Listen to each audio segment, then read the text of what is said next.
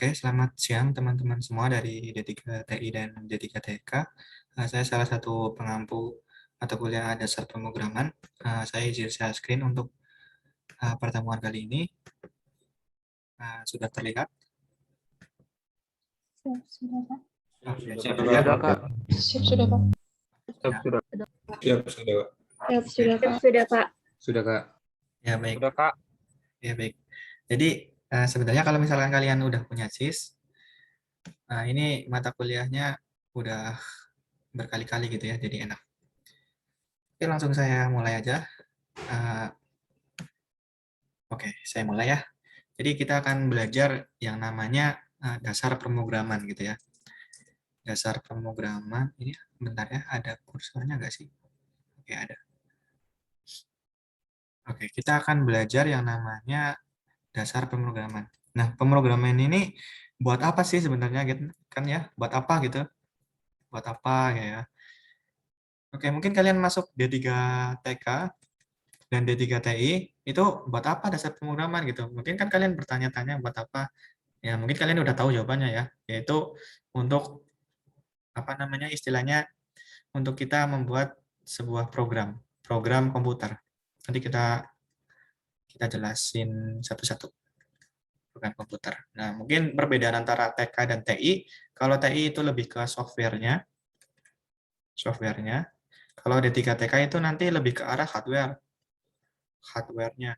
Jadi kalau D3TK itu nanti di semester berikutnya nanti kalian akan belajar yang namanya IoT atau Internet of Things.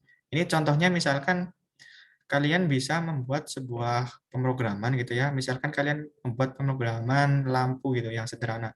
Lampu gini.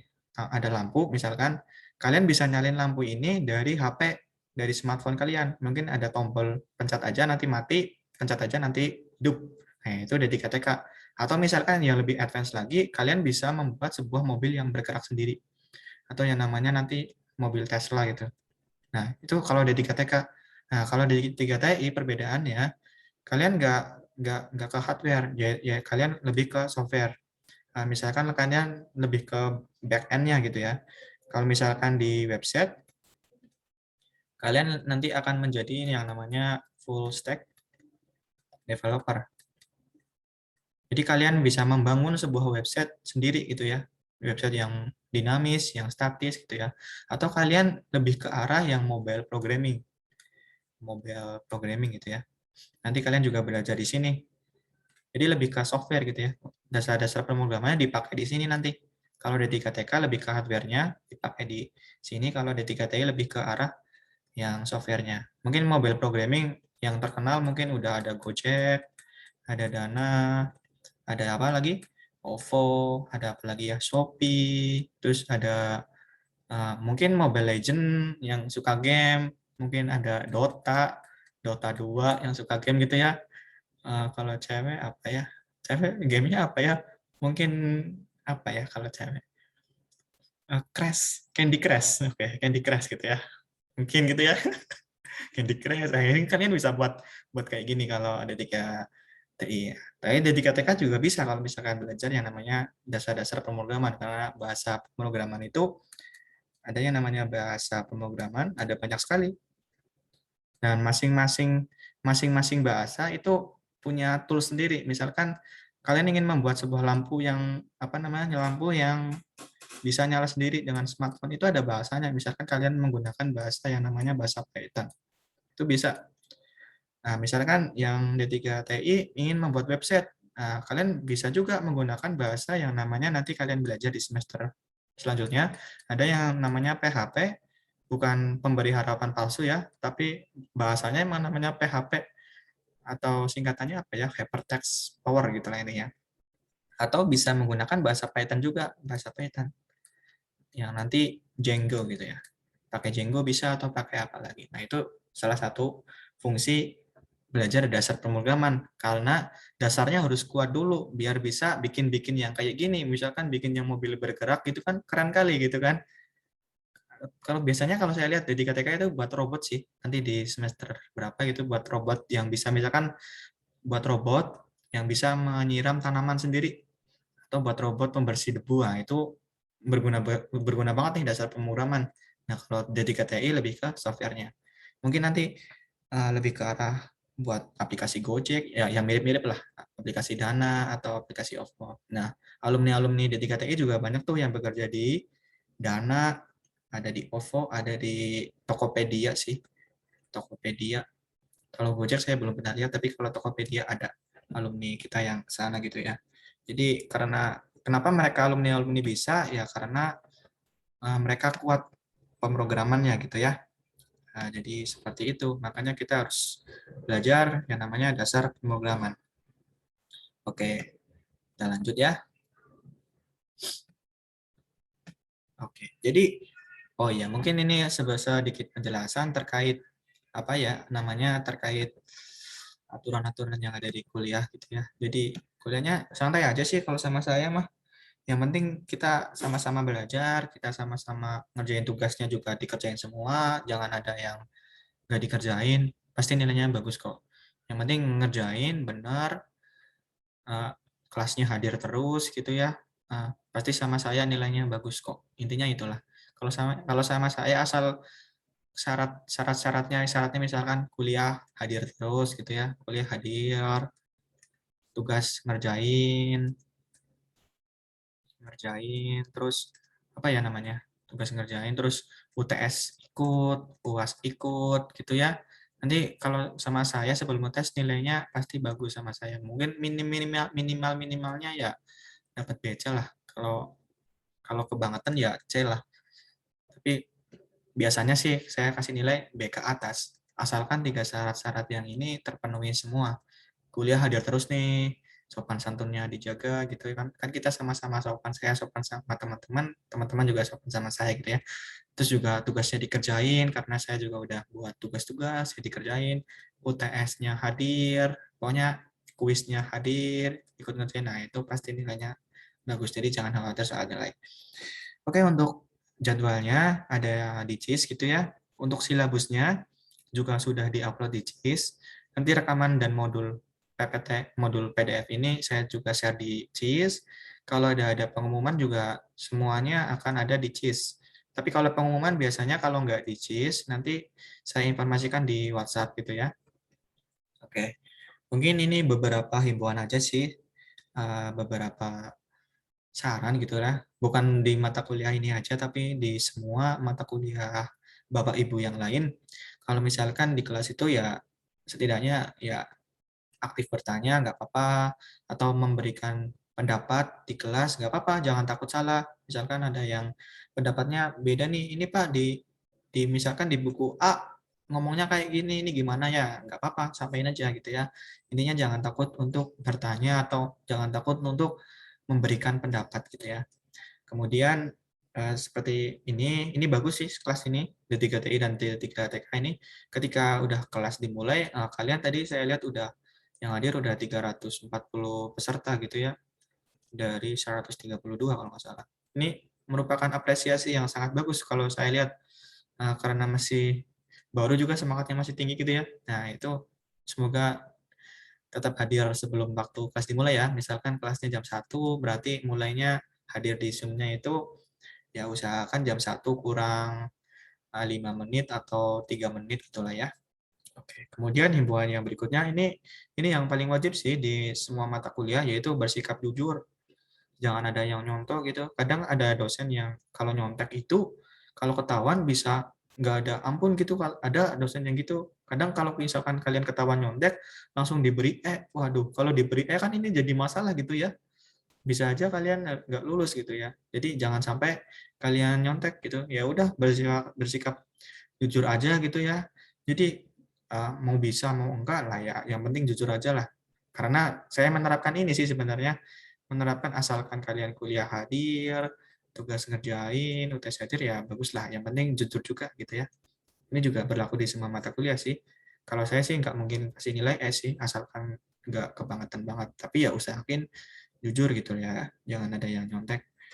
Walaupun nilainya, misalkan walaupun nggak bisa lah ya isi sebisanya aja gitu ya. Kemudian gitu, ini mempersiapkan diri sebelum kelas dimulai biasanya Bapak Ibu dosen memberikan materi di CIS. Namun karena ini pertemuan pertama jadi modulnya belum saya upload di JIS, nanti setelah setelah kelas ini saya upload di JIS terkait modul yang ini, PDF yang ini.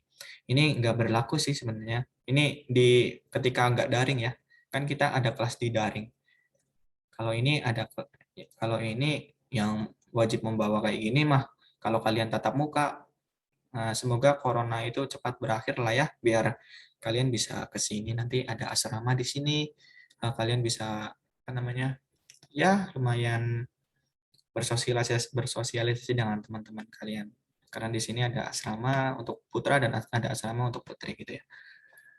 Oke, kemudian kita masih bahas yang nyantai-nyantai dulu lah ya. Pertemuan pertama kan nyantai gitu, kenalan sambil deket-deketan gitu kan ya. Oke. Oke, kita kenalan dulu tuh. Apa sih kita belajar pemrograman gitu ya. Nah, misalkan kalian tahu gitu ya, ini sebuah komputer. Komputer itu kan biasanya digunakan sebagai alat bantu penyelesaian persoalan. Nah, namun ada yang jadi masalah nih. Ada yang jadi masalah nih, gimana? Apa masalahnya? Nah, masalahnya kan gini kan. Masalahnya komputer itu nggak bisa disodorkan masalah gitu ya. Misalkan saya punya masalah gini yang sederhana. Saya pengen menghitung 2 kali 3 gitu ya.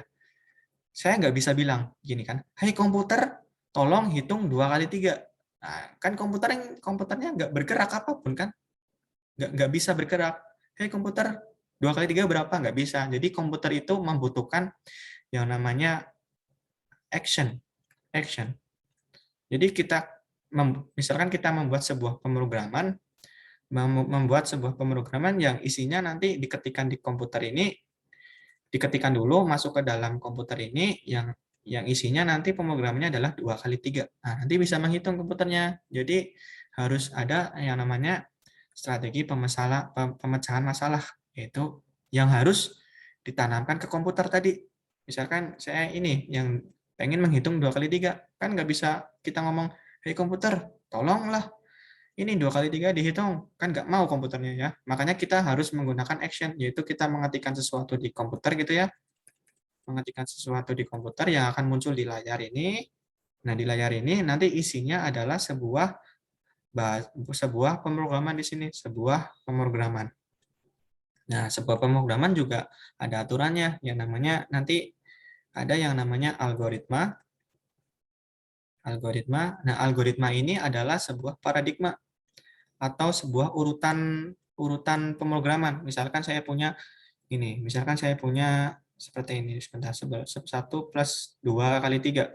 Nah, ini kan aturannya kita buat di bahasa pemrograman itu yang kurung dikerjain dulu, baru ditambah 1. Nah, kita ketikkan di komputer, di bahasa pemrograman seperti ini. Nah, nanti dapatlah hasil yang kita mau, gitu ya. Gitu sih. Nah, kemudian ada yang istilah namanya bahasa pemrograman yang digunakan.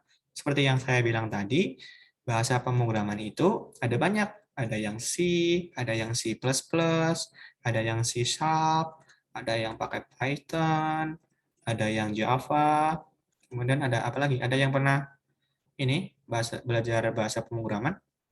Atau enggak ada? Atau baru pertama kali? Ada Pak. Izin Pak. SQL Pak. Oh, SQL, terus apa lagi? PHP, terus apa lagi ya? Ada bahasa Julia gitu ya. Ada loh, ada yang namanya R gitu ya, dan lain-lain. Nah, kita akan belajar ini semua.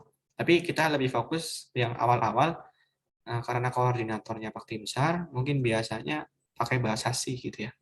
Nanti untuk mengolah bahasa C, kalian bisa install dulu yang namanya ini, Code Blocks. Nah, nanti saya buat modulnya lah ya. Kita di hari Rabu lah ya. Rabu atau Kamis kita ketemu untuk install ini aplikasinya, biar bisa kita ketikkan di dalam sebuah aplikasi. Nanti kita bisa ngetikkan di dalam aplikasi, kita bisa buat aplikasinya sendiri. Misalkan aplikasi perhitungan seperti ini, atau aplikasi yang lebih advance lagi, atau yang lebih lanjutan lagi gitu ya. Sebentar. Oh, ini belum dihapus. Oke. Nah, sebentar. Nah, tadi kan apa ya? Ini ada yang chat, bentar ya. Izin off cam, Pak. Oke, siap, nggak apa-apa. Oke, di sini ada yang namanya, sebelum kita melakukan ngoding gitu ya. Nah, kita, jadi perlu ada istilah dulu. Ketika kalian menuliskan bahasa pemrograman di komputer, itu istilahnya ngoding gitu ya. Ngoding. Jadi, lagi ngapain bro gitu, lagi ngoding bro gitu kan gitu ya, biar agak ngoding sih apaan. Ngoding itu adalah apa ya namanya, menuliskan bahasa pemrograman di sebuah aplikasi aplikasi IDE namanya. IDE ini beda-beda gitu ya. Nah, sebelum ngoding, aturan ngoding itu ada yang namanya paradigma atau yang namanya kerangka berpikir. Misalkan kan seperti ini ya. Misalkan seperti ini kerangka berpikirnya. 2 plus 3 dikali 3, sebentar, 2 plus 3 ditambah 2 kali 3. Nah, ini kerangka berpikirnya kan kita bisa ngerjain 2 plus 3 dulu, baru ditambah 2 kali 3 gitu ya. Bisa ya. Atau kerangka berpikirnya yang lain. 2 kali 3 dulu, dihitung, baru ditambah 2 plus 3. Boleh juga kan ya? Nah, kayak gitu kerangka berpikir. Jadi nggak apa ya, yang perlu ditekankan ini, kerangka berpikir itu tidak harus selalu sama. Yang penting logikanya aturan-aturan logika atau aturan-aturannya benar, nanti yang penting hasilnya benar gitu ya. Jadi kerangka berpikirnya yang perlu ditekankan adalah tidak selalu sama. Nah, gini, gitu ya. Nah, contohnya di gambar ini, kalau misalkan kalian yang ada di sebelah kiri, kalian kan hitung batangnya 4. Batangnya 4 kan? Kalau yang di sebelah kanan itu batangnya 3. Ini mana yang salah? Jawabannya nggak ada yang salah, karena kita berpikir dari sudut pandang yang sebelah kiri, yaitu ada 4. Kalau kita berpikir sudut pandang yang sebelah kanan, berarti ada 3. Gitu ya. Jadi ketika kita membuat sebuah program, bahasa pemrograman, antara satu anak dengan satu anak lain, misalkan yang ini dengan yang ini bisa berbeda. Menuliskan bahasa pemrograman, karena ya ini tadi kerangka berpikirnya mungkin berbeda, tapi yang penting yang perlu ditekankan adalah logikanya harus dituliskan dengan yang benar. Gini ya. Ini kan benar kan, 2 kali 3 dulu baru ditambah 2 plus 3, atau 2 plus 3 dulu baru ditambah 2 kali 3 gitu ya. Intinya seperti itu sih. Jadi ada beberapa kerangka berpikir dalam pemrograman, yaitu ada yang namanya paradigma prosedural, ada yang namanya paradigma fungsional, ada yang namanya paradigma deklaratif, prediktif, atau logik, atau paradigma berorientasi objek gitu ya. Nah, ini semua sebenarnya nanti kita belajarnya di semester-semester depan gitu ya. Jadi kalau di semester ini kita mungkin lebih ke arah paradigma yang lebih ke prosedural aja gitu ya. Untuk yang selainnya kita mungkin yang paradigma, misalkan paradigma berorientasi objek gitu ya. Ini akan dipelajari di semester yang akan datang. Nah, saya mungkin akan sedikit gambaran aja lah ya. Kalau kita belajar paradigma berorientasi objek, misalkan kita membuat sebuah game Mobile Legend. Kalau di Mobile Legend kan itu ada yang namanya marksman, ada yang namanya MM gitulah biasanya nyebutnya, yang tukang tembak gitu, ada yang tukang tinju namanya vector gitu ya, vector. Nah, kalau bahasa pemrograman itu yang berorientasi objek, antara ini yang MM ini disebut objek, yang vector juga disebut objek.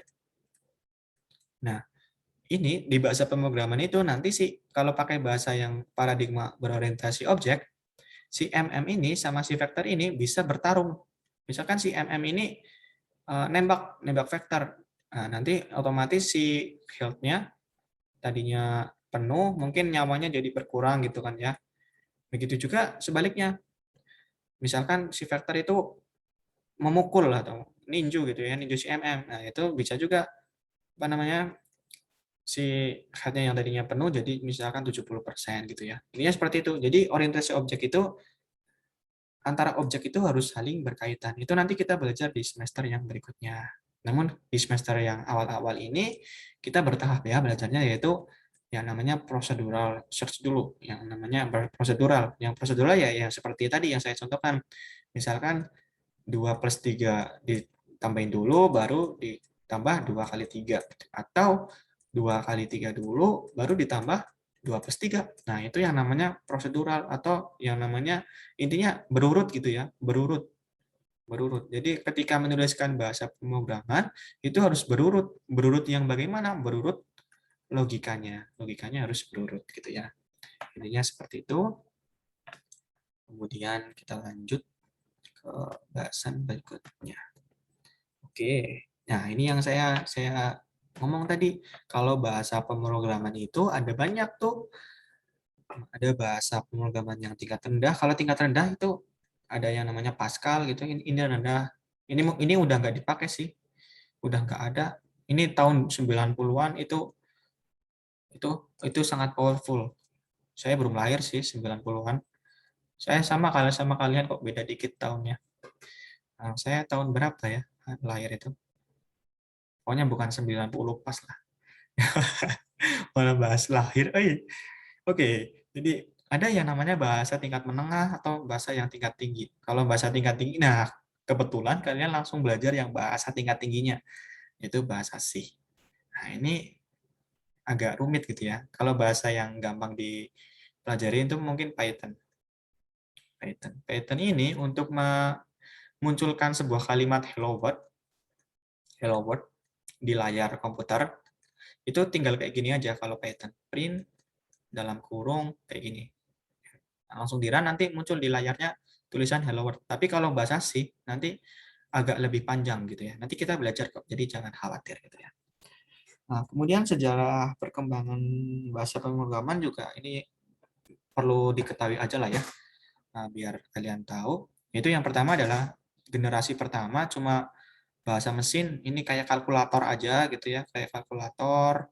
Ini generasi kedua sudah mulai berkembang menjadi kayak komputer, ada komputer tahun 80-an, ada nyiptain komputer.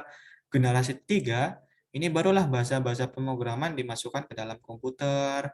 Kemudian yang keempat ada yang namanya problem oriented language, dan yang ini yang powerful sekali ada yang namanya artificial intelligence atau yang kita sebut kecerdasan buatan. Ini yang namanya kecerdasan buatan. Nah, nanti kita belajar kecerdasan buatan juga. Kalau di D3TI ada tuh mata kuliah artificial intelligence. Nah, kebetulan yang ngajar juga saya gitu ya. Oke, mungkin sebagai gambaran dulu lah ya, biar kalian semangat belajarnya. Nah, saya punya ini, punya sebuah motivasi kenapa kalian harus belajar bahasa pemrograman sebentar. Ini mata kuliah semester, udah kelihatan yang ini? Ini udah kelihatan? Udah ya? Sudah, Pak. Sudah, Pak. Mungkin sedikit gambaran, sedikit motivasi aja lah ya. Aduh, ini kok ke sini.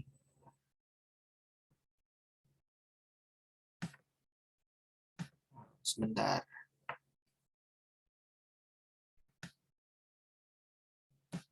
Ini terlihatnya yang gambar-gambar ini kan, gambar robot gitu kan ya? Siap ya, Pak. Siap, Pak. Oke, Pak. Jadi sedikit, kebetulan saya juga ngajar kecerdasan buatan.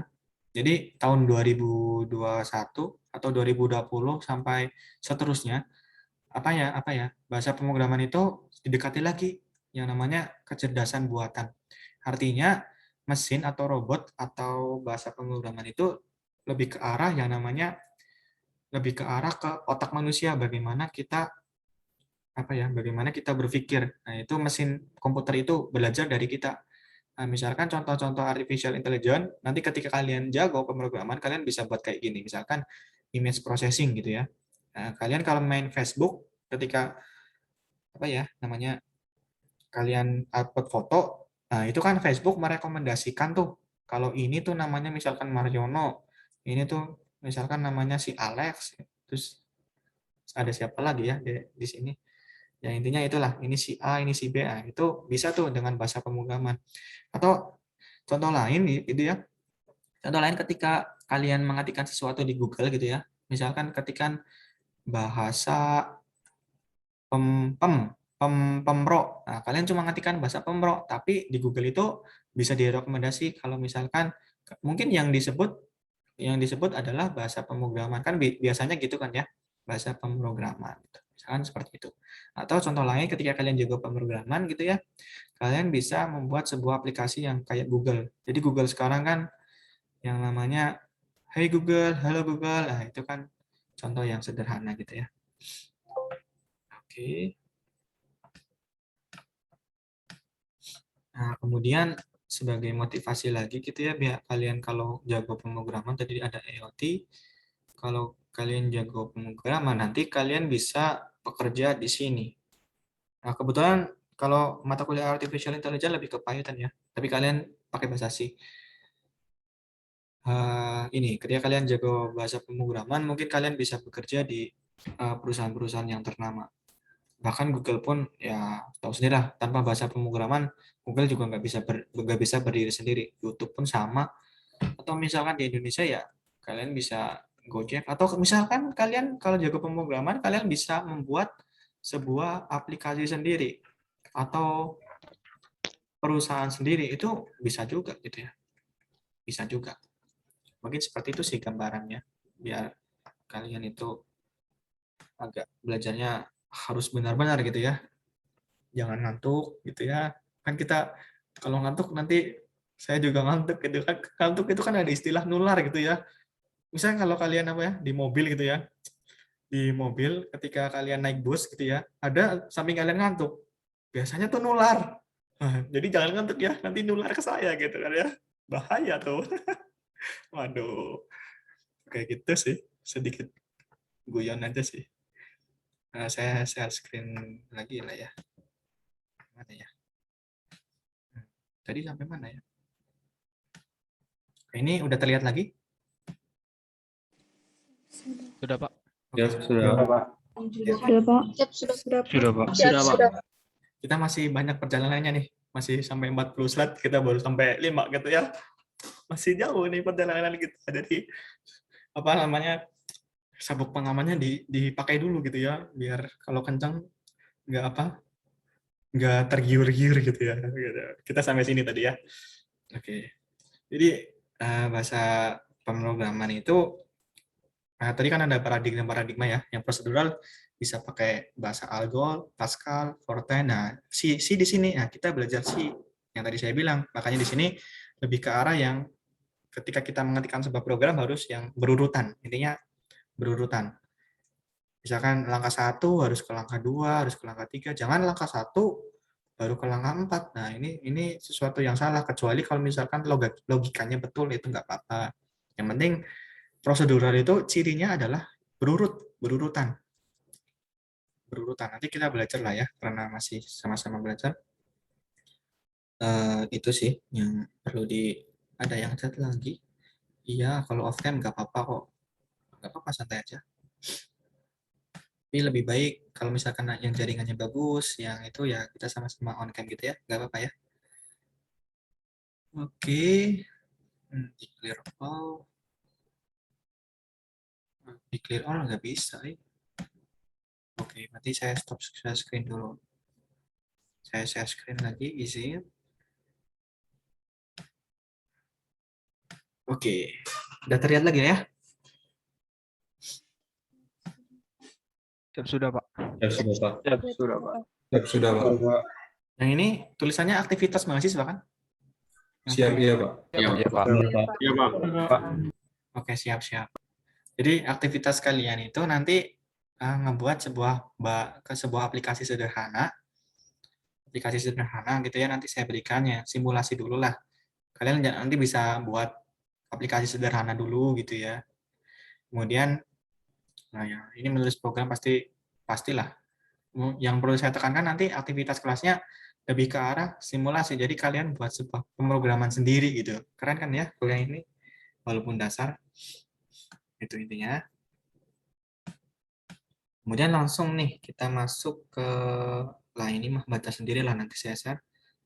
Oke, kita masuk ke dalam sebelum memulai menuliskan bahasa pemrograman di komputer atau di aplikasi, kalian harus tahu yang namanya algoritmanya dulu. Kayak tadi ya saya jelaskan, kalau kalian ingin membuat sebuah ingin menuliskan sebuah bahasa pemrograman di aplikasi, kalian harus tahu yang namanya algoritmanya. Nah, algoritma ini secara umum ada 3. Yang pertama, kalian ketika mengetikkan sebuah bahasa pemrograman harus dikasih judul. Misalkan kalau di C kayak gini ya. Misalkan judulnya apa ya? Python aja lah. Misalkan judulnya kalian membuat sebuah aplikasi perkalian.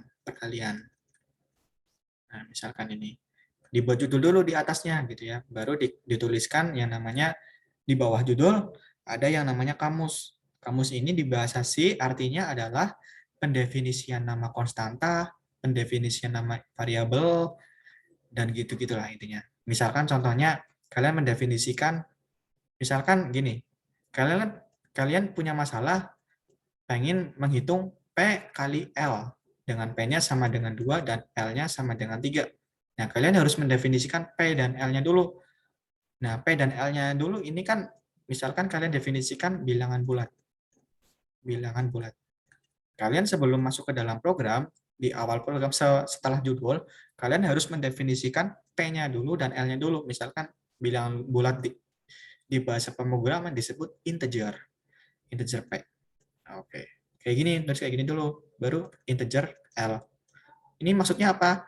P ini bertipe integer. L ini bertipe integer. Integer itu apa? Jadi P ini nanti di dalam bahasa pemrograman bisa dikasih angka atau dikasih tugas nilainya dari -1 atau minta hingga -1, 0, 1, 2, dan seterusnya sampai hingga itu ya. Yang integer bulat. Integer. Jadi enggak koma-koma. Kalau koma itu nanti ada namanya float.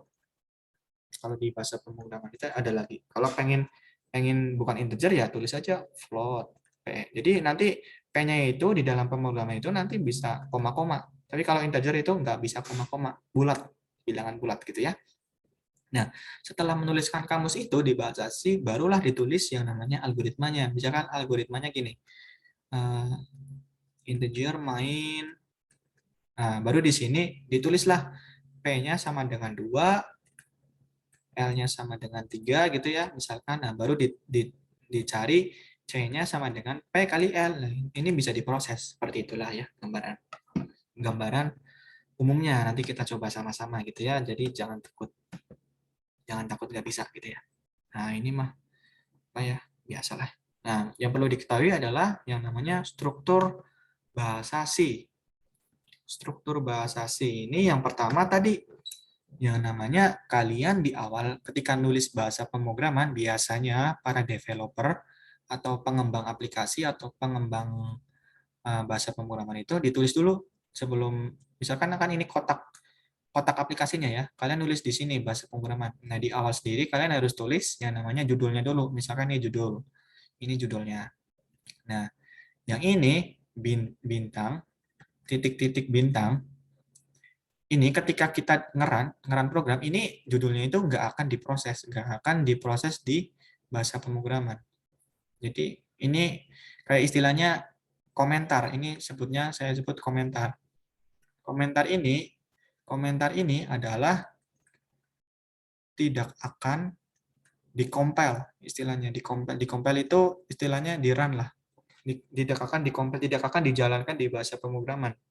Cuma ini komentar ini bertujuan untuk ngasih tahu kalau kepada pembaca itu atau kepada programmer lain kalau ini loh yang saya buat pemrograman itu adalah misalkan saya buat aplikasi perkalian tadi, perkalian.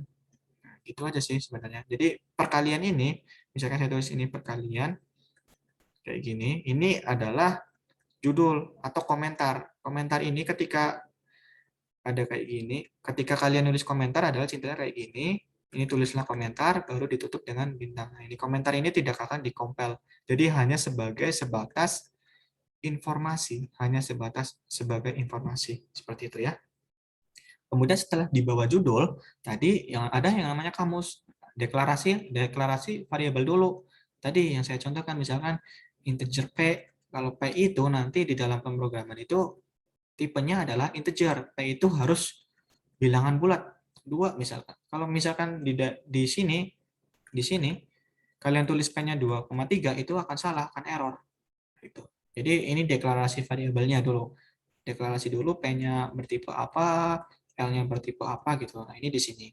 Nah, baru di sini tulislah yang namanya algoritmanya. Biasanya ini tipe dulu, apa ini namanya?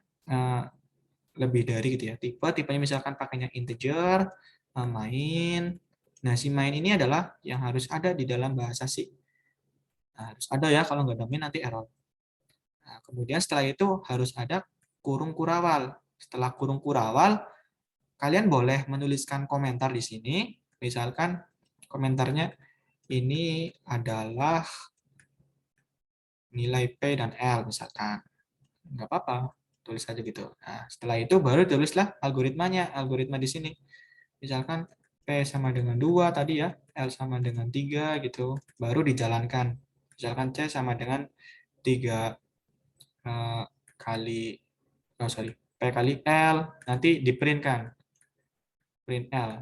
Print L ini untuk menampilkan ke layar gitu ya, untuk menampilkan ke layar. Nanti kita belajar lah ya. Gitu sih, baru dikembalikan. Gitu sih. Intinya tulis judul dulu, definisikan variabelnya, kemudian tulislah yang ini sebenarnya intinya di sini sih. Intinya di sini. Tuliskan bahasa pemrogramannya di sini. Nah, nanti kita belajar terkait itu ya. Pelan-pelan dulu.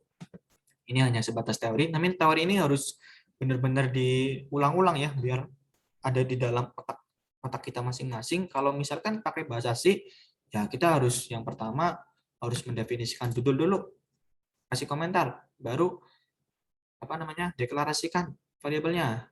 Nah, kasih misalkan tadi integer P, terus dideklarasikan gitu ya. Baru setelah itu tuliskan fungsinya.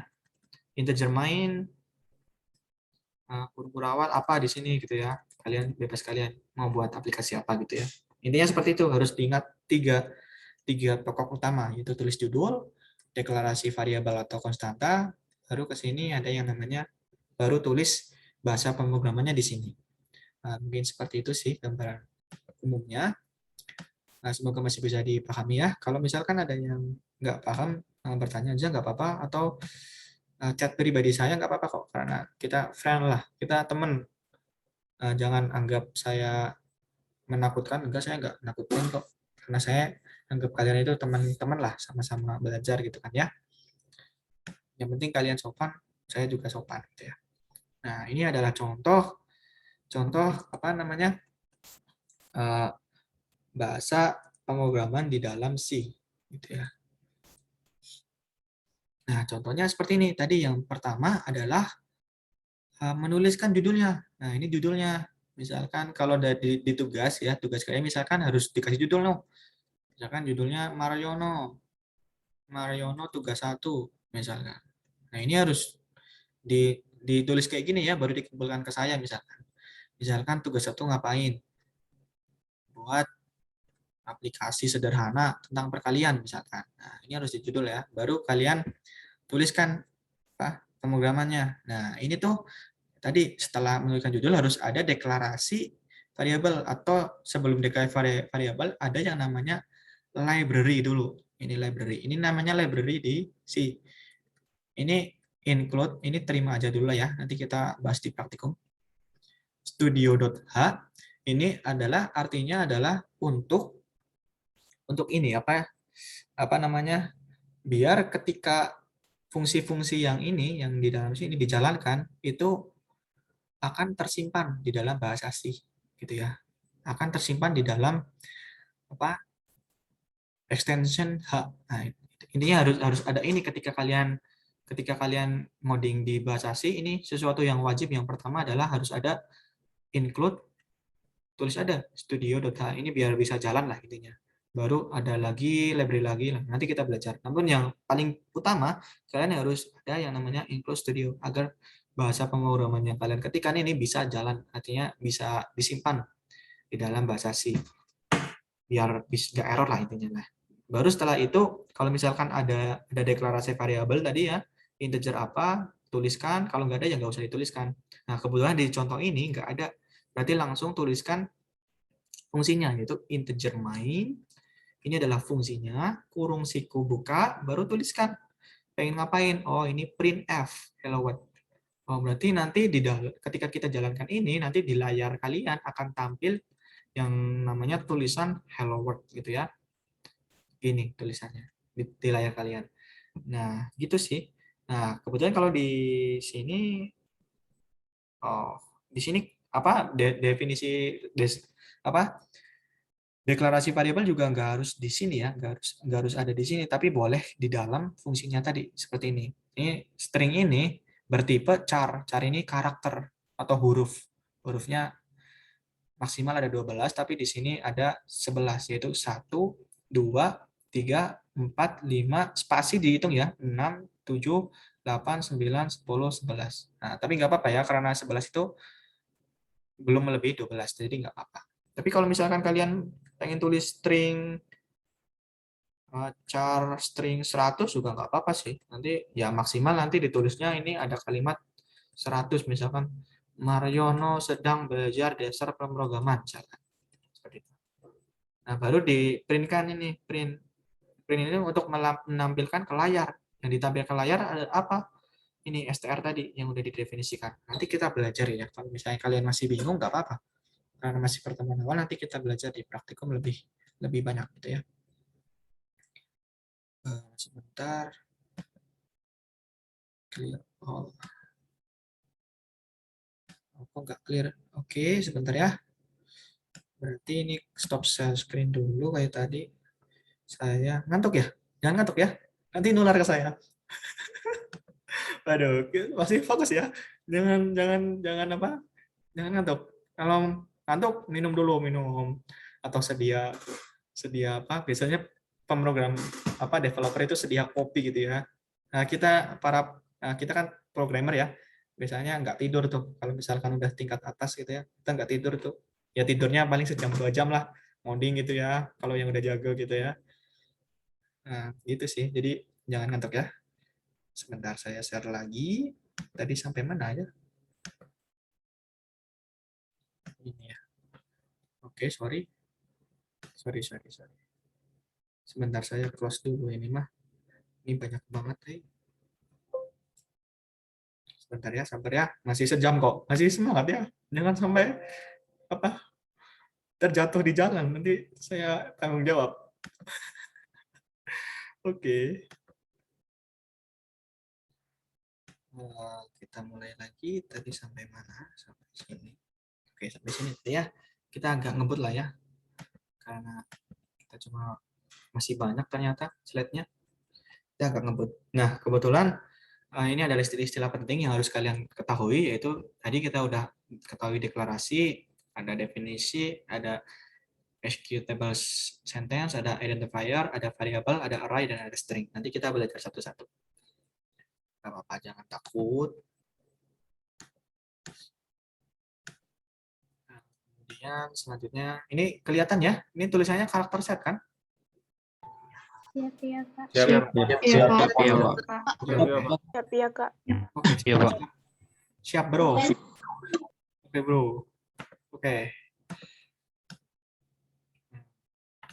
Jadi di sini ada yang namanya tipe data karakter. Himpunan karakter sih di dalam sih. Karakter itu apa? Karakter itu cirinya adalah yang pertama adalah huruf. Semua huruf mau M-nya besar, A-nya kecil, R-nya besar, Y-nya kecil, O-nya besar. Nah, ini termasuk karakter dalam sih. Atau misalkan gede semua ya, Mariono gitu ya. Mariono. Nah, itu ini karakter atau kecil semua. Ini juga namanya karakter di dalam bahasa C. Atau digit juga termasuk karakter, tapi harus ada tanda ini biar jadi string sih. Ini karakter aja sih. Kalau spesial karakter ada penjumlahan, pengurangan, perkalian, pembagian sampai ini slash gitu. Kemudian karakter juga apa namanya spasi gitu ya. Misalkan Mariono spasi apa gitu, titik-titik itu juga spasi di sini termasuk karakter. Misalkan tab gitu ya. Jika kalian ngetik sesuatu di tab gitu ya, tab. Nah, ini juga termasuk yang namanya karakter. Itu sih intinya karakter itu mah, gampang lah ya. Kemudian selanjutnya Selanjutnya adalah identifier. Kalian ketika belajar bahasa pemrograman harus tahu yang namanya di identifier. Identifier itu apa? Identifier itu adalah nama yang memberikan penjelasan sebenarnya, misalkan. Penjelasan itu sebagai variabel, function, atau array. Misalkan gini. Misalkan integer panjang gitu ya. Nah, identifier itu yang mana? Yang ini, panjang. Jadi identifier itu istilahnya nama yang memberikan bahwa panjang ini adalah integer gitu, misalkan seperti itu. Itu yang namanya identifier. Nah, kemudian ketika menuliskan si identifier itu, aturan-aturan penulisan di bahasa pemrograman boleh besar semua, misalkan panjang gitu ya, besar semua hurufnya, atau kecil semua. Atau ada yang besar, ada yang kecil, ada yang besar, ada yang kecil, boleh gitu ya. Itu boleh gitu ya. Nah, kemudian aturan berikutnya adalah di bahasa C, di identifier itu namanya case sensitive. Artinya huruf besar tidak sama dengan huruf kecil. Misalkan saya tulis yang seperti ini, panjang, itu tidak sama dengan yang kayak gini. Kayak gini itu tidak sama. Itu di bahasa C. Beda. Nah, tapi kalau di bahasa lain bisa aja ini sama. Tapi kalau di bahasa C itu tidak sama. Nah, kemudian C ini, identifier ini tidak boleh sama dengan keyword. Jadi di bahasa C ada beberapa macam keyword. Ada keyword integer, ada keyword float, dan lain-lain. Nanti kita belajar. Nah, kemudian si nulis identifier ini, si panjang ini harus nggak lebih dari 31 karakter. Jadi panjangnya nggak boleh lebih. Kalau lebih ya nanti error. Ya, karena ini nggak lebih dari 31, yang panjang ini ya boleh gitu ya. Intinya seperti itu. Jangan ngantuk ya. Kalau ngantuk ngopi-ngopi atau apa ngemil-ngemil nggak apa-apa lah ya. Itu sih identifier gitu. Nah, kemudian aturan identifier itu ketika kita menuliskan misalkan gini. Misalkan kalian pengen menuliskan panjang persegi. Panjang, kan spasi ya. Nggak boleh spasi, harus ada underscore-nya. Spasi di bahasa pemrograman harus pakai underscore. Panjang, underscore, persegi. Nah, ini boleh. Tapi kalau misalkan kalian nuliskan nggak ada underscore-nya, nanti error. Gitu ya. Jadi harus ada underscore-nya. Nah, kemudian ketika menuliskan identifier, kalian nggak boleh kayak gini. Nggak boleh hurufnya itu bukan huruf, angka itu di awal nggak boleh. Misalkan 1 panjang gitu ya. Ini nggak boleh, ini error nanti. Kalian harus tuliskan panjang 1. Atau misalkan ada angka itu boleh, tapi setelah huruf P1 jang. Nah, ini boleh ini. Nggak error gitu ya. Tapi ketika ada angka di depan, misalkan 0, P punch, nah ini error gitu ya. Jadi angka-angka itu harus ada setelah huruf gitu ya. Kalau spasi pakai underscore. Itu sih apa namanya gambaran umumnya gitu ya. Nah ini nih contohnya. Ini contohnya adalah seperti ini. Nah, sebentar. Nah tadi ya, kalau misalkan X, Y, Z itu boleh valid ya. Misalnya, tapi kalau angkanya di depan itu nggak boleh. Ini nanti akan jadi error. Misalkan volume gitu, ini juga boleh. Tapi ketika ada karakter di sini, ini nggak boleh. Misalkan kalian tulis kayak gini, 3, lebih dari Z, nah ini juga nggak boleh. Atau lebih kurang dari Z, itu juga nggak boleh. Ini nggak boleh, intinya. Kemudian yang tadi, ketika ada spasi, harus pakai underscore. Nah, ini valid. Nah, tapi ketika underscore-nya diganti kurang, nah ini error juga nanti. Istilahnya itu. Nah, di sini nih. Di sini ketika spasi ada spasi tapi nggak ada underscore-nya, ini juga error. Nah, ini seperti itu sih kalau di bahasa pemrograman yang harus diperhatikan kalian gitu ya. Kemudian selanjutnya adalah keyword. Nah, di bahasa C itu ada banyak sekali macam keyword gitu ya. Keyword itu nanti dipakai untuk mempermudah kita sih. Keyword itu ada macam-macamnya. Ada macam-macamnya di dalam bahasa C. Macam-macamnya ada ini nih. Ini yang perlu kalian nggak usah dihafal sih sebenarnya. Nanti kalian ketika ngoding gitu ya, ketika kalian menuliskan bahasa pemrograman di Ketika kalian udah terbiasa, ini udah di luar kepala lah kayak gini mah. Misalkan double P. Nah, ini mah berarti apa namanya?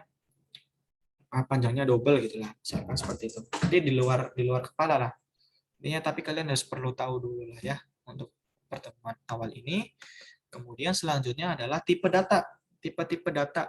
Kalian harus tahu ketika di pemrograman apapun sih ini mah, bukan C aja tapi ada Python, ada Java. Kalian harus tahu tipe-tipe bahasa pemrograman, yaitu ada yang namanya tipe data integer. Ini isinya adalah angka-angka yang bilangan bulat. Ini isinya adalah bilangan bulat. Misalkan dari min hingga titik-titik min 1, 0, 1, 2, sampai seterusnya. Ini adalah termasuk integer gitu ya. Kemudian char karakter adalah single karakter, misalkan huruf-huruf ABC sampai seterusnya gitu ya.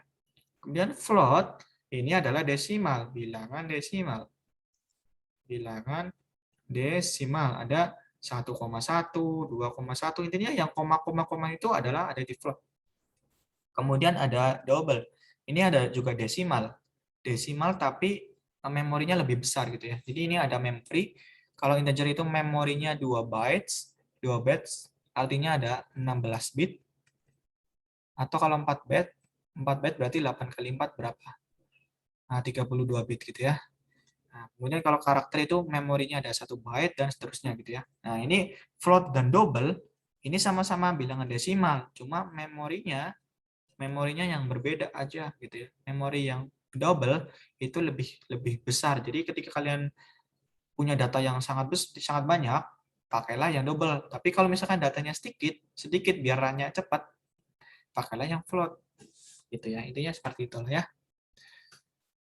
Kemudian selanjutnya adalah ini. Ini perlu diketahui sih untuk kalian. Jadi ada yang namanya short, misalkan integer tapi short gitu ya. Nah, kalian bisa menuliskan itu dari range-nya itu dari min 32.768 sampai 32.767 gitu ya. Misalkan gini, integernya kalian nuliskannya seperti misalkan 1, 2, 3, 4, 5, 6, ini masih boleh, asalkan panjangnya ini nggak sampai dengan negatif 32.000 sampai 32.767. Ini bisa ini kayak panjangnya sih, panjang menuliskan programnya gitu, intinya seperti itu. Begitu juga seterusnya. Ini bisa dibaca sendiri, nanti saya share di slide-nya. Udah ngantuk belum? Semoga belum lah ya. Oke, kemudian ada yang namanya konstanta. Di dalam bahasa pemrograman ada yang namanya konstan.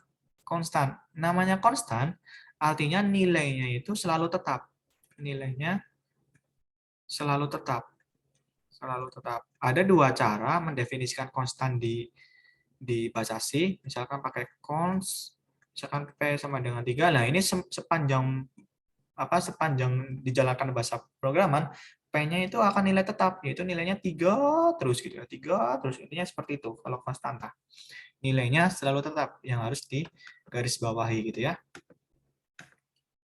Apa hanya ada integer yang tetap? Enggak. Ada floating bisa dibuat sebagai konstan, karakter juga, string juga. Ini seperti itu. Konstan adalah intinya tetap gitu lah ya.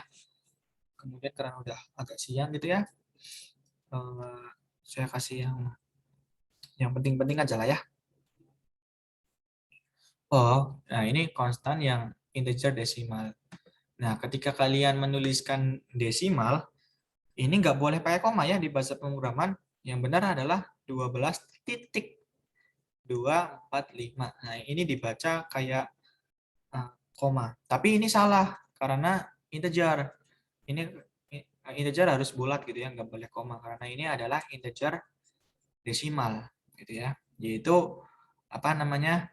Kombinasi antara 0 sampai 9. Misal kombinasi 0 sampai 9 kan 1, 2, 3, 9 atau berapa, terserah kalian, ini masih di dalam integer. Intinya nggak boleh ada koma gini di sini. Boleh pakai titik boleh, tapi bukan termasuk integer, tapi termasuk yang namanya float tadi, bilangan desimal tadi ya. Nah, kemudian hati-hati kalau menuliskan bahasa pemrograman integer, hati-hati 0 itu nggak boleh di depan. Harus ada setelahnya. Misalkan 9110 boleh gitu ya. Kemudian ketika menuliskan bahasa integer, itu juga nggak boleh ada spasi. Dan juga nggak boleh ada karakter di sini, nggak boleh. Ini sesuatu yang ketika dijalankan adalah error semua. Yang valid, yang nggak error adalah yang ini. Intinya seperti itu.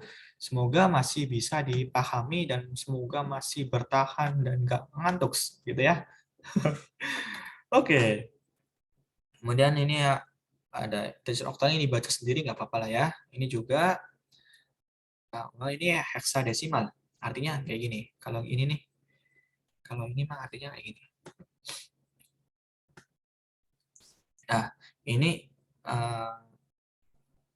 boleh menuliskan heksadesimal huruf X boleh menggunakan karakter gitu ya. Tadi kan ada yang nggak boleh karakter ya, tapi boleh menggunakan karakternya itu ada nilainya sendiri. Seperti itu. Nah, ini yang valid seperti ini, yang invalid juga seperti ini. Seperti itu sih. Nah, ini ada karakter di sini, tapi ilegal, nggak termasuk ke dalam sini. Nah, ini invalid gitu ya. Gitu. Intinya seperti itu. Ini nanti bisa dibaca sendiri dan bisa kita coba bareng-bareng ketika praktikum. Kemudian yang pengen saya share di sini adalah yang ini yang namanya floating point. Ada floating point. Tadi ya, floating. Floating itu kan tadi yang saya jelaskan ini kalau tipe data floating itu adalah desimal, misalkan 1,2, misalkan 1,3 atau 2,2 atau dan seterusnya. Yang pokoknya yang koma-koma itu termasuk floating gitu ya. Kalau ada koma-koma. Nah, kemudian bagaimana cara menuliskan misalkan 3 juta ini atau 300 triliun gitu ya. Nah, itu bisa kan pakai eksponen ya kalau di matematik. Misalkan 3 pangkat 5 ini berapa? 1, 2, 3, 4, 5. Berarti 300.000 ya. Ini nih. Ini ditulis di bahasa C itu bisa kayak gini nuliskannya. 30 E4. Nah, ini artinya adalah 30 dikali 10 pangkat 4. Atau 3E5. Berarti ini artinya 30 dikali 10 pangkat 5. Nah, ini di bahasa C gitu ya. Yang perlu kalian ketahui gitu ya. Kemudian selanjutnya adalah, ini adalah contoh-contoh tadi gitu ya. Kayak ini 1 titik. Nah, 1 titik termasuk float. Boleh ya. 1000 titik boleh, tapi ada komanya ini nggak boleh gitu ya. Kemudian ini gimana nih? 2E10 berarti 2 kali 10 pangkat 10 gitu ya. Tapi ketika ini nggak boleh nih 10 kemudian ada koma-komanya ini nggak boleh nih. Nah, kemudian ada spasi juga auto nggak boleh, ini ada komanya juga nggak boleh. Ini nanti semua dijalankan adalah error gitu ya. Intinya seperti itu. Kemudian gimana nih kalau misalkan yang ini 0, berarti kita bisa tuliskan di sini min, ini sebenarnya 0, berarti nolnya nggak usah karena tadi nggak boleh ya, min titik 2E4 ini artinya adalah min 0,2 dikali 10 pangkat 4. Nah, seperti itu ya, intinya seperti itu. Semoga masih bisa dipahami. Kemudian selanjutnya adalah masing-masing karakter. Jadi di bahasa pemrograman, masing-masing huruf ini, misalkan A, B, C, D, sampai Z, kemudian ada karakter kayak gini, ada karakter kayak gini, ada misalkan kayak gini, atau apa lagi ya, kayak gini, tanda kutip, dan seterusnya. Intinya, ini semua ini mempunyai nilai, namanya bilangan ASCII. Nah, misalkan A-nya itu bernilai bilang ASCII-nya 65, X-nya itu ASCII-nya bernilai 120. Nah, nanti PR lah ya. Coba apa? Bukan PR sih. Intinya tugas barangkali saya tanyakan, coba cari bilangan ASCII karakternya. Ini kan belum semua ya, misalkan Z besar berapa, Z kecil berapa, ada nilainya semua di dalam bahasa pemrograman. Intinya seperti itu. Kemudian selanjutnya adalah string.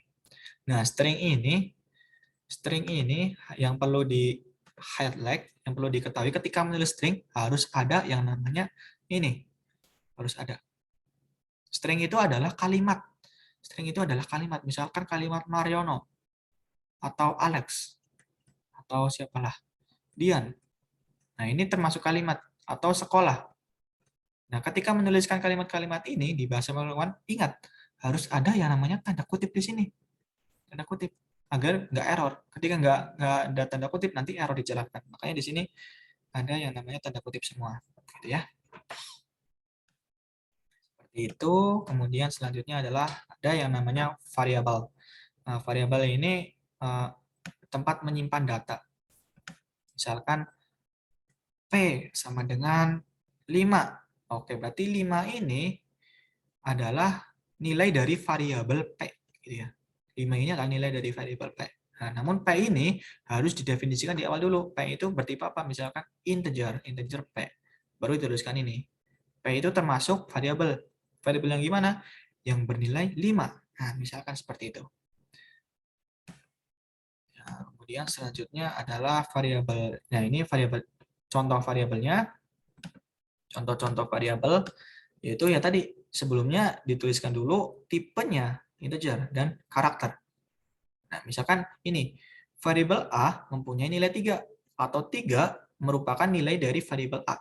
Bacanya seperti itu. Misalkan ini D ini kan karakter. Kalau karakter harus ada titik 2 titik 2 nulisnya atau tanda kutip 1 titik tanda kutip 1 agar tidak error. Nah, ini makanya tulisnya seperti ini. Nah, seperti itu ya. Contohnya. Kemudian selanjutnya adalah array. Nah, array ini adalah saya sebutnya kayak kumpulan data sih, saya nyebutnya mah. Misalkan kalian punya data 5, P sama dengan 5, P sama dengan 6, P sama dengan 7, P1, P2, P3, sampai P sama dengan 100 misalkan. Nah, ini kan apa namanya? Nggak enak gitu ya. Nggak enak nulis seluruhnya. Kita bisa tulis langsung, misalkan dengan array, misalkan array 5, 6, 7, sampai 100. Nah, itu bisa. Jadi kayak kumpulan data sih sebenarnya yang bisa diproses di dalam bahasa pemrograman itu yang namanya array. Kemudian ada declaration. Declaration kita udah belajar di awal, yaitu misalkan kita mendeklarasikan N1 itu bertipe float, flag itu bertipe char, dan seterusnya. Kita udah belajar di awal tadi. Kemudian selanjutnya adalah simbol konstan. Oke, ini tadi kan ada dua cara gitu ya konstanta untuk membuat konstanta. Konstanta itu tadi nilainya tetap cirinya. Dan nilainya tetap ketika kita jalankan program nilainya selalu tetap. Nah, kita bisa mendefinisikan konstanta misalnya seperti ini, define P 3,141593. Nah, konstan P ini selama dijalankan programnya nilainya akan selalu tetap yaitu 3,145. Bisa kalian pengen mendefinisikan konstanta yang lain, misalkan define P5. Nah, ini juga selama program berjalan 5 itu akan tetap 5 P-nya. P-nya itu akan bernilai tetap 5 walaupun di apa namanya? Di pemrograman kalian di bahasanya itu misalkan P sama dengan 4 ini nggak dijalankan karena udah didefinisikan P-nya konstan yaitu bernilai 5 misalkan seperti itu. Contoh simpelnya. Kemudian selanjutnya adalah udah selesai sih. Jadi kalian bisa nanti saya share diktat-diktatnya. Ini diambil dari salah satu dosen ITB di Teknik Informatika itu diktat bahasa asing tentang sarjana informatika ITB gitu ya. Mungkin sampai sini ada pertanyaan atau enggak ada? Ada pertanyaan atau ngantuk gitu? Ngantuk kan ya? Ada yang kucek-kucek mata gitu kan ya? Tapi nggak apa-apa kan ya? Ada yang apa? Angop gitu ya istilahnya. Angop itu apa ya? Kalau di Jawa tuh istilahnya angop, nguap, wow gitu kan ya. Kayak saya gitu. Tapi nggak apa-apa lah ya, namanya belajar. Tapi rekaman ini kalau misalkan kalian lupa, nanti bisa lihat rekamannya lagi lah ya. Mungkin ada pertanyaan dulu atau udah paham semua? Udah paham semua ya? Jago lah ya, gitu ya. Kan ya. Belum ada, Pak. Nah, gimana? Siapa nih? Yowas? Belum ada, Pak. Oke, belum ada. Oke, Terima kasih, Pak. oke, nggak apa-apa sih. Kalau nggak ada, berarti Izin bertanya, kita... Pak. Oke, Dion, gimana? Saya ingin bertanya, Pak. Nama saya Dion Saputra Manurung. Saya dari D3TK D3TK 1. Iya, Pak. Saya ingin bertanya, Pak, sebagai pemula, bagaimana cara saya supaya saya dapat memahami pelajaran pemrograman ini dan apa aplikasi yang bisa membantu saya mempelajarinya, Pak? Terima kasih, Pak. Oke, siap. Jadi bagus sekali sih ya pertanyaannya terkait apa yang harus kita lakukan. Sebenarnya gini, kalau misalkan apa yang harus kita lakukan sebenarnya banyak latihan sih sebenarnya. Yang pertama itu harus banyak latihan, banyak ya kuncinya cuma banyak latihan sih. ketika banyak latihan gitu ya, ketika banyak baca itu nanti akan terbiasa sendiri, akan ngetik tangannya itu akan terbiasa ngetik biasa kayak gini gitu ya. Wah, tanpa melihat merem gini, ya, kayak udah biasa gitu. Ini ya kalau sering latihan gitu. Yang pertama itu sering latihan, kemudian yang kedua terkait aplikasi, macam-macam bahasa pemrograman itu di compile atau di run itu di beda-beda aplikasi. Nah, itu nanti kita ajarkan sih. Misalkan Python tuh ada aplikasinya untuk menulis pemrograman biar bisa jalan, ada yang namanya Jupyter, ada yang namanya Anaconda, ada yang namanya Spider, atau di bahasa C, ini yang kita pelajari bisa pakai kode blocks, atau bisa pakai GUI, dan bisa pakai yang lain-lain. Mungkin ketika ditanya apa yang harus dilakukan, ya sering latihan sih. Misalkan ini nih, ada kelas nih, nanti kan saya share modul praktikumnya kan, nah kalian coba. Jangan coba di kelas ini aja. Setelah kelas ini kalian coba tuh, bener nggak sih yang dikatain si Tegar ini gitu kan ya, kayak gini gitu kan. Jangan-jangan salah ya. Kalian harus coba, jangan saya yang nyoba. Yang penting harus sering nyoba sih sebenarnya gitu sih. Gitu ya Dion, harus sering nyoba lah gitu ya. Ya, Pak. Terima kasih, Pak. Oke, sama-sama gitu ya. Udah 2:30 nih. Di saya kok 2:30, di laptop saya kok jam 2. Oke. Ada pertanyaan lagi? Atau ada yang mau sharing gitu ya? Barangkali ada Izin yang... bertanya, Pak. Saya Binyasa Tampu Bolon dari D3TK 2, Pak. Itu kalau perbedaan mencolok dari bahasa pemrograman C, C++, sama C ST itu apa, Pak? Yang Oke. pagar itu, Pak, masuk, Pak. Terima kasih, Oke. Pak. Baik. Terkait beda ya, bentar ya. Kayaknya ada apa namanya? Ada modul. Sebentar, saya share. Ini terlihat ya? Oke. Jadi apa ya? Ini terlihat ya? Jadi perbedaan antara bahasa C, dengan bahasa yang lainnya itu ada di dalam struktur ini, struktur pemrograman. Misalkan bahasa C tadi kan harus ada yang namanya, harusnya di sini ada judul dulu ya. Kalau dari materi ada judul, baru ada deklarasi, baru di sini ada kamusnya misalkan integer p, dan bla bla bla, baru di sini adalah yang namanya fungsi. Nah, ini struktur bahasa C. Tapi kalau ketika bahasa lain, Python itu nggak perlu struktur bahasa di dalam bahasa C, bisa aja nggak dipakai. Yaitu seperti ini, simple. Print hello world. Nah, nanti muncul di layar hello world. Nah, seperti itu sih. Nah, itu perbedaannya ada di dalam struktur ini, struktur penulisan codingnya, struktur penulisan code-nya. Itu perbedaannya di situ satu. Kemudian perbedaan yang kedua adalah fungsinya. Fungsi bahasa C dan Python, misalkan bahasa C++ itu beda-beda, gitu ya. Misalkan bahasa C ini misalkan bisa dibuat untuk buat game, bisa, atau C++. C atau C++ bisa buat game, gitu ya, dari fungsinya. Misalkan kalau bahasa PHP, nah PHP itu bisa membuat website. Nah, si PHP ini nggak bisa buat game, nggak bisa. Jadi masing-masing bahasa itu punya fungsi masing-masing. Nah, tapi yang powerful ini Python. Kalau Python itu powerful sekali, bisa buat game, buat game, bisa buat website, bisa buat apa ya? Game, website, terus bisa buat apa ya? Drakor lah, film drakor. Nah, belum pernah lihat kan film drakor yang di coding? Nah, itu bisa sih, bisa pakai bahasa Python, kemudian pakai apa lagi ya? Nah, dan lain-lain sih. Ada banyak sekali kalau Python. Tapi kalau secara umum, setiap bahasa pemrograman yang kita pelajari ada fungsinya masing-masing. Tadi C dan C++ bisa buat game, PHP bisa buat website, nanti kita belajar, Python bisa buat seluruhnya. Atau Java ya, Java. Java ini juga cukup powerful. Ini juga bisa buat game, bisa buat mobile apps, mobile app juga bisa, atau ada yang namanya bahasa baru yang namanya bahasa Kotlin. Kotlin ini juga bisa, ini sangat powerful ketika membuat sebuah aplikasi mobile. Jadi itu sih. Jadi perbedaan antara bahasa itu yang pertama ada di strukturnya. Struktur penulisan.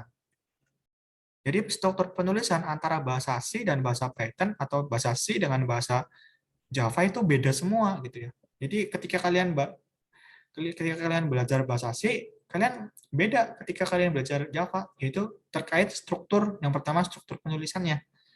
Namun logikanya sama, tapi struktur penulisannya berbeda. Seperti ini contohnya. Kalau C seperti ini, kalau Python simple. Kemudian perbedaan yang kedua adalah fungsinya. Fungsinya kayak tadi. Setiap bahasa pemrograman itu mempunyai fungsi-fungsi sendiri tadi. C dan C++ misalkan bisa buat game, atau bisa buat apa ya, kalau C dan C++ bisa buat misalkan bahasa C# bisa buat website Microsoft. Nah, kalau kalian tahu ya, yang kalian pakai gitu ya, yang Microsoft ini kayak Office itu yang buat pakai C#. Ini nih, yang PPT ini, PPT atau Word, nah itu sebenarnya di dalamnya itu bahasa C#. Nah, tapi di dalamnya itu nggak ada bahasa bukan Java sih, Pascal itu nggak ada misalkan. Jadi masing-masing bahasa itu punya fungsi sendiri-sendiri, dan penulisan di dalam codingannya juga mempunyai struktur penulisan yang sendiri-sendiri. Itu sih jawaban dari saya. Mungkin ada tambahan atau teman-teman lain mau sharing gitu. Tadi siapa yang nanya? Lupa.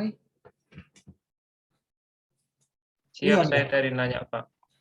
Benny ini berapa? Apa? Benny NIM berapa NIM-nya? NIM 13321. 3 angka terakhir aja. Oh, 038, Pak.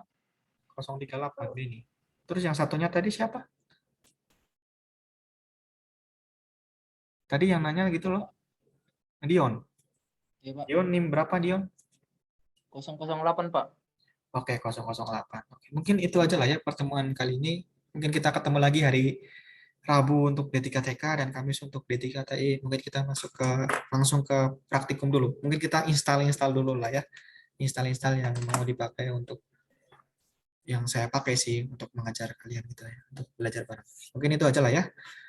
Kurang lebihnya saya mohon maaf. Terima kasih udah hadir di kelas ini, dan catatan untuk ketua kelas tadi Mariono dan Alex. Jangan lupa ya, chat saya siapa yang nggak hadir gitu ya, atau hadir semua, chat saya aja lah ya. Terima kasih ya, Alex dan Mariono. Siap, baik, Pak.